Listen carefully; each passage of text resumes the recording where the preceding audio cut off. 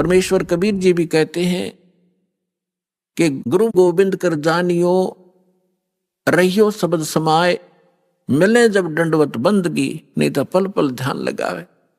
गुरु मानुष कर जानते ते नर कहिए अंध, हुआ दुखी संसार में फिर आ गए यम के फंद। तो शंकर भगवान ने कहा कि इस धुरत ने जब ये गुरु की बेइज्जती कर सकता है तो मेरे लोक में आकर ना जाने क्यों धुमसता रहेगा। ऐसे धुरत की मुझे आवश्यकता नहीं है, इसको नरक में ठोकूंगा 1,00,000 वर्ष के। अब गुरुजी ने फिर कई कई घंटों तक प्रार्थना की, आपका बालक है, बच्चा है, क्षमा करो दाता, कुछ हल्की सजा करो इसकी। तब उसने कहा कि भाई देखो मेरा वचन खाली नहीं जागा, जो बोल दिया ये वापस मैं ले नहीं सकता, इसको नरक में तो रहना पड़ेगा, लेकिन वहां यमदूतों से इसको कष्ट नहीं होने दूंगा। अब काकभूषण कहता है फिर मेरी कुछ समय के बाद मृत्यु होगी, मुझे 1,00,000 वर्ष तक नरक में रहना पड़ा, लेकिन वहां यमदूतों ने भगवान शंकर की आज्ञा से मुझे कष्ट नहीं दिया, लेकिन रहना पड़ा नरक में। अब उदाहरण के लिए दास आपको सुनाता है कि जैसे कोई वर्तमान सरकार का मंत्री है और मंत्री का कोई मित्र है, उसकी किसी कारण से जेल हो जाती है, तो वो मंत्री उसको जेल से नहीं छुड़वा सकता, वहां के कर्मचारी अधिकारियों को, जेल सुप्रिंटेंडेंट को कह देगा कि इसको कुछ नहीं कहना, तो रहेगा जेल में, लेकिन वहां उसको दिक्कत कुछ नहीं करेंगे। तो वह सजा तो होएगी, वह दिक्कत हो या ना हो, कहने का भाव ये। तो फिर यो काकभूषण क्या बताता है कि उसके बाद मैं 1,00,000 वर्ष नरक न भोगे के फिर मेरा जन्म हुआ। उस समय मेरा भक्ति बीज गिर गया, वो उस जन्म में, उससे पहले मेरा भक्ति बीज पड़ा नहीं था। उसके बाद फिर देखो कहते मेरा जन्म हुआ, भक्ति की प्रेरणा बनी रही, इधर उधर भटकता रहा, संतों के पास गया, और जैसे कुछ संतों से ऐसा वैसा ज्ञान सुना कि भगवान तो निराकार है, निर्गुण है, उसी की भक्ति करनी चाहिए, सरगुण की भक्ति से कोई लाभ नहीं है, ये मेरे आत्मा में अन्य संतों से ज्ञान ग्रहण करके घर कर गई थी। यह बात एक दिन लोमस ऋषि कथा कर रहे थे, वहां जाकर मैं कथा सुनूं था, और लोमस ऋषि जी सरगुण के ऊपर कथा कर रहे थे, सरगुण भगवान के ऊपर। तो मैंने कहा कि ऋषि जी सरगुण तो सब नाश हो जाए, मैं तो हूं निर्गुण का अधिकारी, मुझे तो निर्गुण कथा सुनाओ भगवान की। लोमस ऋषि ने बहुत से प्रमाण दिए कि बेटा सरगुण बिना निर्गुण क्या गावे, अगर भगवान को आपने सरगुण में नहीं देखा तो निर्गुण का क्या लाभ उसका।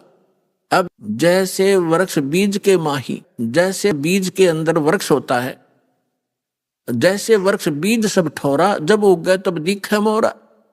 एक आम का गुठली है और वह गुठली के अंदर वो आम निर्गुण रूप में है, निराकार समझो, जैसे तुम निराकार कहते हो, तो उस निराकार का क्या करेगा आम का, तो ये बता देंगे इस गुठली में आम है, पेड़ है, पूरा पूरा वृक्ष है इसके अंदर, तो इसके बताने से तुझे क्या लाभ हुआ।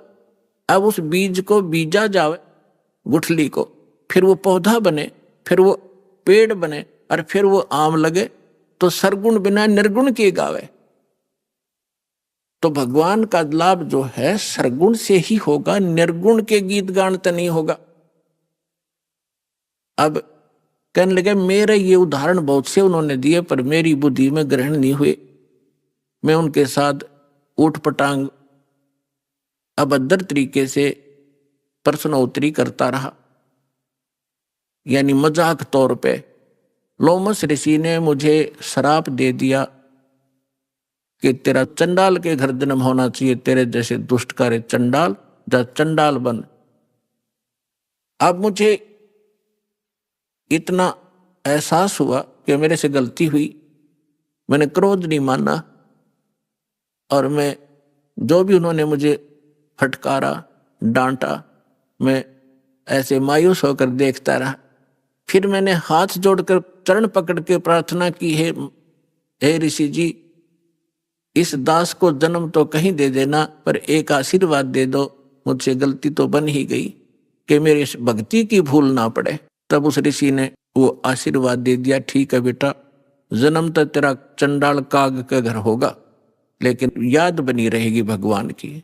तो फिर उसने बताया कि मेरा एक काग, चंड नाम का काग था, देवता, और ब्रह्मा जी की पत्नी अपनी हंसनी को लेकर जो ऋतु पर आई थी, उसको गर्भवती कराना था, काग चंड के यहाँ लेगी।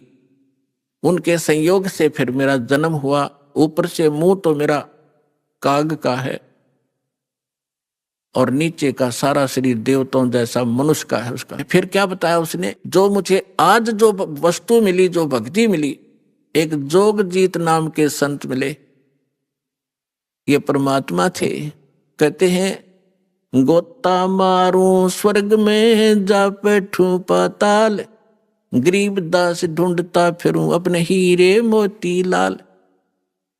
कहते फिर एक जोगजीत नाम के एक संत मिले, वही परमात्मा स्वयं संत रूप में कहीं भी प्रकट हो जाते। तो उन्होंने मुझे वो ज्ञान सुनाया, गुरु जी मैंने कभी सुना नहीं था, लेकिन प्रारंभ में जब मैंने ज्ञान सुना, मेरे मन में बड़ा जो है दुख हो रहा था कि ये विष्णु जी और ब्रह्मा जी और शिव जी से ऊपर कोई शक्ति बता रहा है। लेकिन मुझे वो डर था कि संत के साथ बेअदबी नहीं करनी चाहिए, क्योंकि मैं पहले भुगत भोगी था। लोमश ऋषि के साथ मैंने उठपटांग प्रश्नोत्तरी करके मैं बड़ा दुख पाया था। मैं उनसे विवाद नहीं किया, लेकिन नम्रता से प्रश्न करता रहा, मन में फिर करता रहा।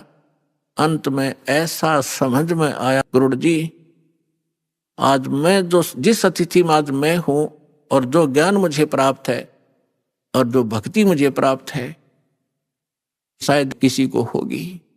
तो कहने का भाव ये है कि उसमें भक्ति बीज पड़ा कितनी कठिनता से, कि 6 महीने तक ज्ञान सुनता रहा, नाम लेने की नहीं सोची। इतना अंदर हमारे जो पाप कर्म घर कर चुके होते हैं, जो जिन्होंने किसी जन्म में भक्ति ना की हो, और फिर भक्ति की शुरुआत हुई और परमात्मा ने उस आत्मा को अपनी शरण में लेने के लिए सारी क्रिया की। लोमश ऋषि से पहले उसको इतना डरवा दिया, यदि उस समय लोमश ऋषि काकभूषण को वो श्राप नहीं देता, वो डर उसके दिल में ना होता, तो परमात्मा का ज्ञान तो पुण्यात्माओं वो कभी नहीं सुन सकता था।